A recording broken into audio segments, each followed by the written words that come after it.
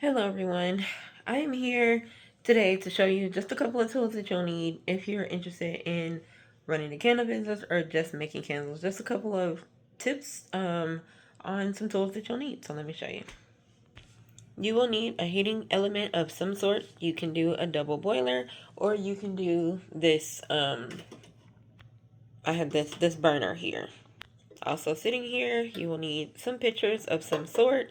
You can do smaller or larger pitchers to hold your wax, also to melt them in. You can mix your fragrance oil in and pour from.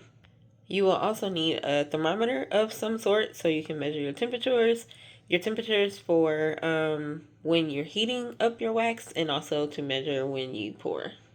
Not necessary for everyone, but it is nice to have a heat gun. This is good to have for if you need to melt down any imperfections in your candles as you're making them. Sometimes they have sinkholes or things of that nature, or they're just not as smooth.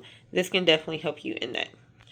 You need a scale. This is for measuring your wax so that you make sure that you have things, the exact measurements in ounces or grams, whatever you prefer, so that you can measure them when you're pouring your wax, measuring your wax, and pouring into candles.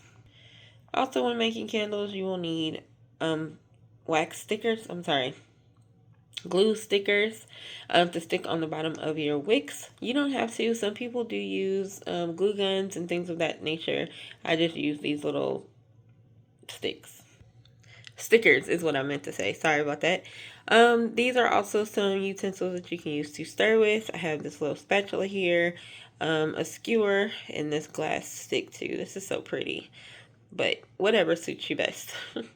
Now, you don't necessarily have to have these, but they are beneficial to have wick centering tools, this one here, and a wick holder to hold your wick in place as it's cooling in the candle. Again, like I said, it's not necessary, but it is very helpful to have. You'll also need something to hold your fragrance oils in. These are just a couple that I have used. I like this one because of the spout on it, but any one that you choose is good. I also have some that are silicone too. I just really like the spout just because it makes it easier to pour.